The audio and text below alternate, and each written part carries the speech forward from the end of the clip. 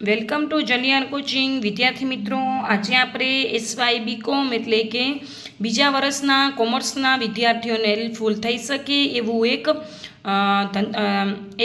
એક ટેક્સેશનનું એક IMP topic અને આઈએમપી પ્રકરણ એવા ધંધા કે વ્યવસાયના નફા અને લાભના દાખલા નંબર 5ને સોલ્વ કરીશું.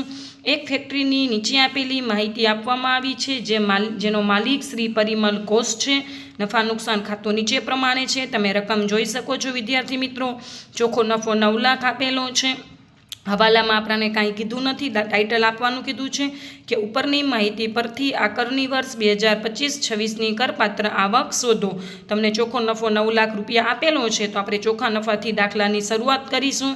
વિદ્યાર્થી મિત્રો, ખાસ રકમ નોટ ડાઉન કરી નાખજો. તમારી પાસે રકમ ન હોય તો તમે સ્ક્રીનશોટ લઈ લેજો રકમનો. હવે આપણે દાખલાની શરૂઆત કરીશું.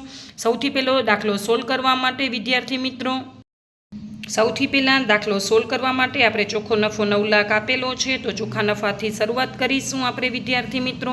તમે જોઈ શકો છો મેં લખ્યું છે નફા નુકસાન ખાતા મુજબનો ચોખ્ખો નફો 9 લાખ રૂપિયા. પછી ટાઇટલ આપવાનું મજરે ન મળે તેવા ખર્ચાઓ, એવા ખર્ચા જે ધંધાના ખર્ચા નથી છતાં નફા નુકસાન ખાતાની ઉધાર બાજુ નોંધાઈ ગયા છે, એટલે કે બાદ થઈ ગયા હતા.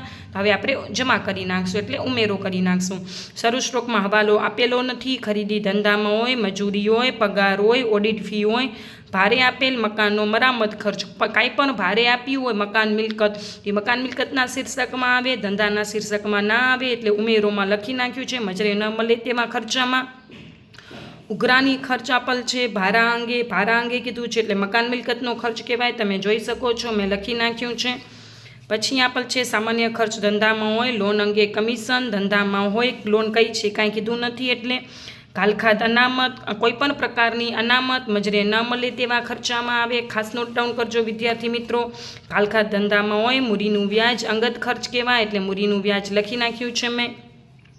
સ્ટાફ કલ્યાણ ફંડમાં ફાળો ધંધાનો ખર્ચ કહેવાય. આવકવેરાની જોગવાઈ, કોઈ પણ પ્રકારની જોગવાઈ, કરવેરાની જોગવાઈ, આવકવેરાની જોગવાઈ મજરે ન મળે તેવા ખર્ચામાં આવે. ઘસારો ચોખ્ખું કહી દીધું છે માન્ય છે, એટલે આપણે એને ઇગ્નોર કરશું. અમાન્ય હોત તો વિચારીને કાંક લખવું પરત.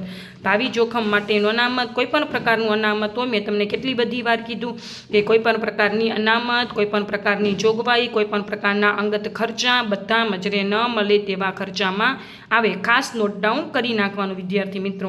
આ બધું લખતા આપણાને મજરે ન મળે તેવા ખર્ચા 10 લાખ રૂપિયા થઈ જશે. મજરે ના મળતા ખર્ચા ઉમેરશું એટલે 10 લાખ રૂપિયા જેવો નફો થઈ જશે આપણો. પછી ટાઇટલ આપવાનું બાદ મજરે ન મળે તેવી આવકો.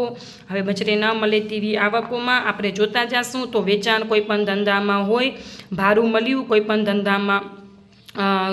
ધંધામાં હોય, પણ આપણાને મકાન મિલકત આપેલી છે, એટલે ભાડું મળ્યું એ મકાન મિલકતના શીર્ષક હેઠળની આવક કહેવાય. એટલે મજરે ન મળે તેવી આવકમાં આપણે લખી નાખશું ભાડું મળ્યું 9 લાખ રૂપિયા.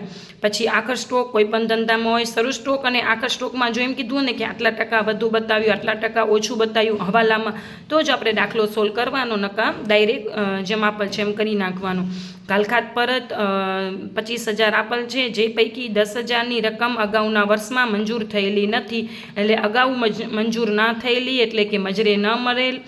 કાલખાદ પરત 10,000 રૂપિયા છે, તો આપણે લખી નાખશું કાલખાદ પરત 10,000 રૂપિયા. ભાડું મળ્યું ખાસ નોટ ડાઉન કરજો, મકાન મિલકતના શીર્ષક હેઠળમાં આવે છે. 9 લાખ રૂપિયા આપેલ હતું, એટલે મેં મજરે ન મળે તેવી આવકોમાં લખી નાખ્યું છે. એ મજરે ન મળે તેવી આવકો 9,10,000 રૂપિયા થઈ જશે.